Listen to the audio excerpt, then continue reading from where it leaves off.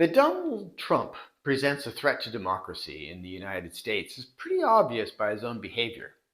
From arguing that he has complete immunity, even if he chooses to assassinate a political rival, to denying election results and encouraging efforts to subvert them, he has made clear that he has no desire to do politics through democratic norms.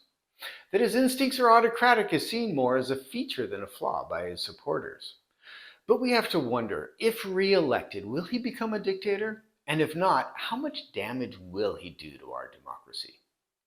Probably the most irritating opinion piece I have read was by a Turk that consoled America with her observation that it took Erdogan many years to subvert her country's democracy. The editorial was along the lines of calming frogs and slowly heating water by telling them that it'll be several long hours before they are cooked. I understand that her point was that we have time to figure out how to stop him, but I couldn't help seeing it as cheerful complacency. But perhaps I shouldn't worry about that. Complacency is not America's problem. Our problem is powerlessness. We know we have to do something, but we don't know what. A new book will be coming out in the next month by Robert Kagan, titled Rebellion: How Anti-Liberalism is Tearing America Apart Again. It hasn't been released, and I haven't read it, but he has submitted some opinion pieces to the Washington Post that make clear he expects Trump to quite completely destroy America's democracy if he takes power. Trump's intent is unmistakable. He has already shown a willingness to alter election results. That's not all he wants to alter. The Wall Street Journal reported on April 26 a plan by Trump loyalists to interfere with the Federal Reserve in order to control interest rates. And reports about Project 2025, a transition project run by the conservative think tank the Heritage Foundation, suggest an autocratic presidency in control of all checks and balances. Not only is it being planned, but the strategy on how to respond to the pushback is being analyzed and choreographed. We have seen how in some countries the autocrat is willing to bend rules and take every advantage, but altering elections is a step too far, even for leaders like Turkey's Erdogan and Poland's PIS party.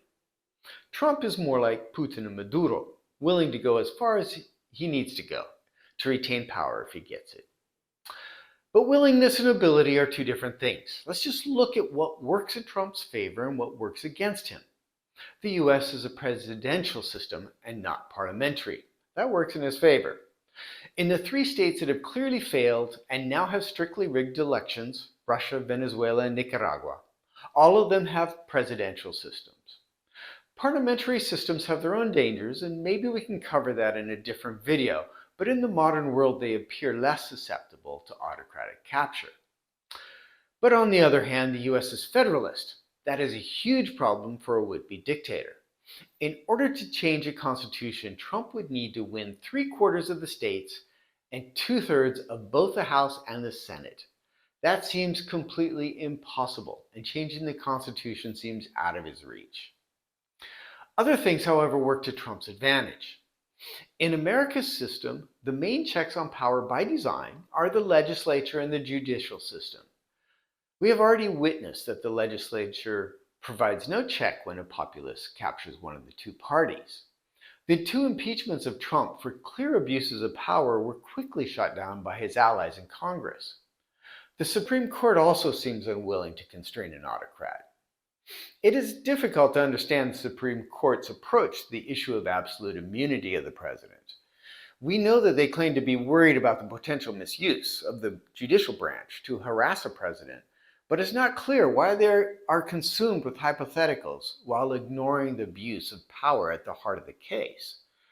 Perhaps the best interpretation is that the Supreme Court is convinced of the divine rule of the people, a majoritarian view of democracy that the Founding Fathers warned against tirelessly, but an ideal that has become common currency in American culture anyway. It is as if they struggle with the question, if the people have the divine right to rule as they wish, would that not extend to their chosen president? At the time of this video, it was not clear how the court would rule, but it appears that the majority believe the judicial branch should be subservient to the elected branches. That leaves the remaining informal checks, the press, the opposition party, and the opinion of voters as the only thing stopping a would-be dictator. Those informal checks may be a bigger problem than Trumpists anticipate. Those checks are compounded by the depth of democratic tradition in the US and the incompetence of Trump himself, and the difficulty he has in thinking strategically. Trump is notoriously tactical. He has grabbed every advantage he could for short-term gain, but often every battle he wins weakens his position in the war. He has opportunistically embraced every group that would have him. The result is a base composed of QAnon cultists, white supremacists, and evangelical messianics.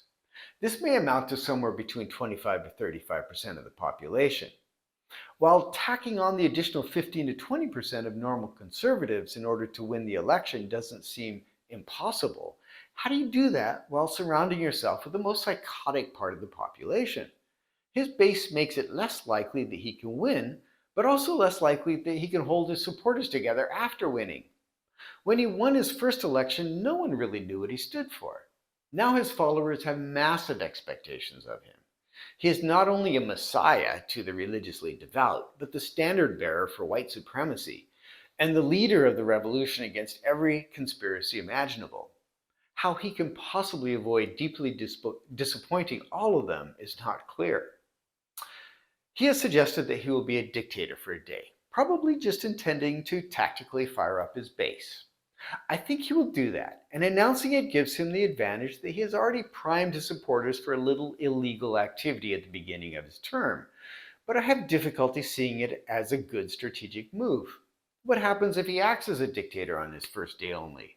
On day 2, everything will be challenged. They'll be challenged on the state level, they'll be challenged in the courts, and the bureaucracy will refuse to carry them out. He has stated his intention to gut the bureaucracy, but he can only change the top level with any speed. It would take long months, if not years of fighting to completely shape the bureaucracy to a point in which it'll carry out illegal orders on command. Even then, there would be so many civil servants that would be willing to secretly spy for the media that no illegal order would avoid exposure. His first years would be one long series of constitutional crises. He is constantly in court now, but I suspect his presidency would be another long court fight. He will be surrounded by yes men if elected, and knowing his lack of self-control, his overreach would likely be epic. Don't forget, he was impeached twice for abuse of power, and that was when he was surrounded by adults trying to control him. The 65%, the rational but uninformed, don't think he was all that different from other presidents. With all guardrails removed, it's likelier people will notice that something is seriously wrong. Additionally, he now has a long list of enemies, and he's more financially insecure as his brand is no longer classy but associated with fraud and gutter politics.